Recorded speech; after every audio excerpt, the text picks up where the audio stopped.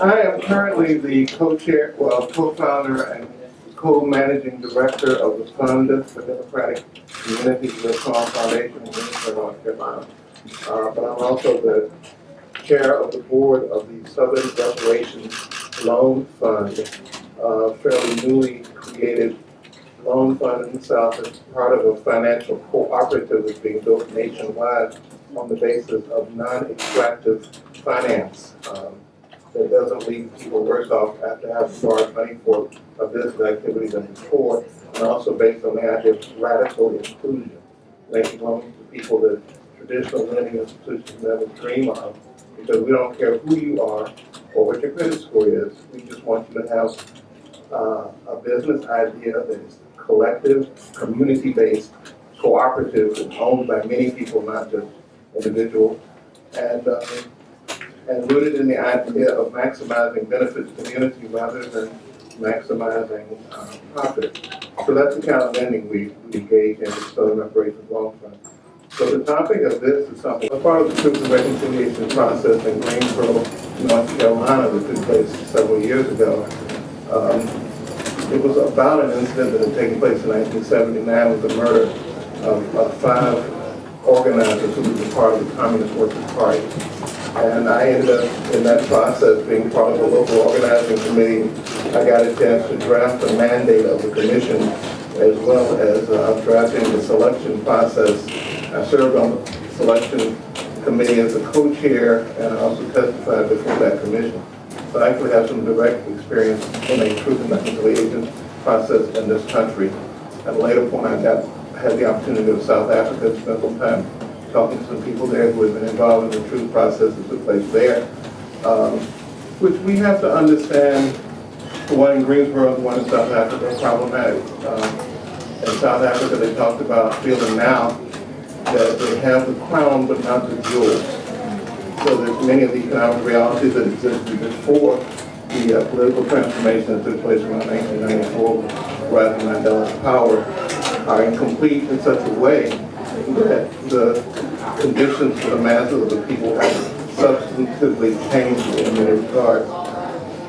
And I think that that brings us to a problem that took place both in the Greensboro process and any of the discussions that we're having now about truth and reconciliation, because we have to ask ourselves, we're talking about the truth about what and what reconciliation, because is there reconciliation before there's a transformation?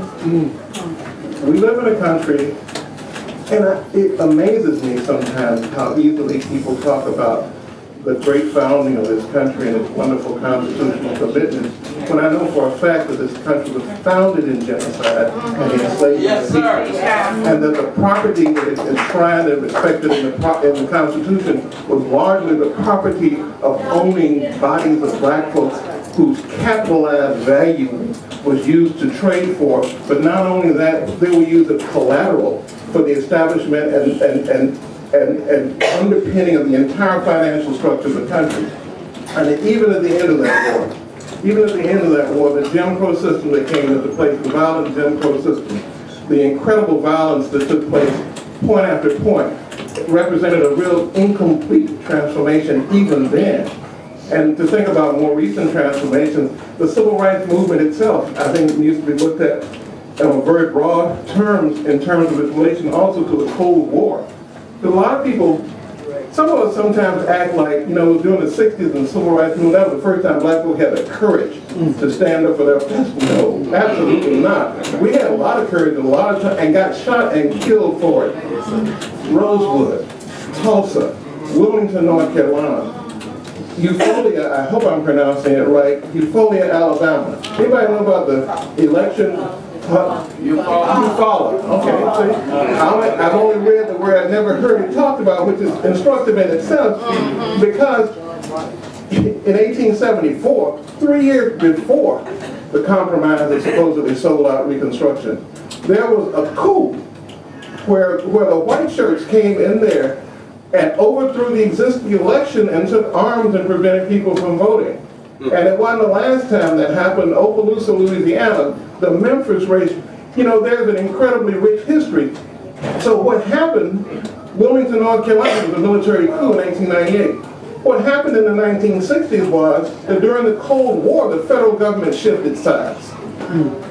So that when prior to that, the federal government in Elaine, Arkansas in 1919 sent federal troops from Joseph T. Robinson Camp in Little Rock into Elaine, Arkansas with machine guns to help mow down those tenant farmers and stuff who had been organized in that community. When white thugs, and I'll call them thugs, when white thugs from all across that region converged on the area near Helena and Elaine, Arkansas, and the federal government was on the other side. The federal government turned a blind eye to what had happened in Eufaula. The federal government had turned a blind eye to what happened in Wilmington.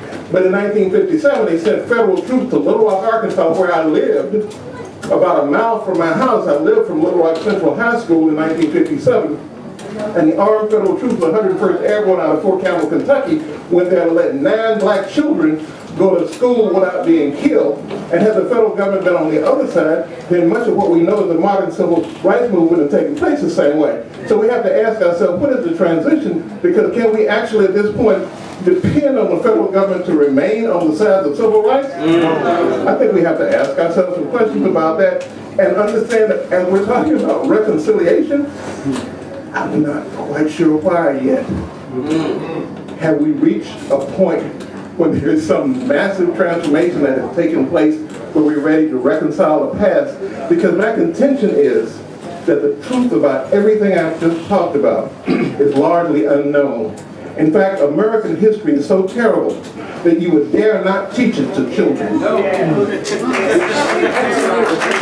absolutely excellent. You can't teach honest American history to children because it would be a history of rape, murder, theft, enslavement, torture. Okay, so how do we have a true process when the last election proved the ultimate and complete tragic failure of the American public education system? That's proof of the failure of public education in this country happened on November 9th of 2016. So we need truth.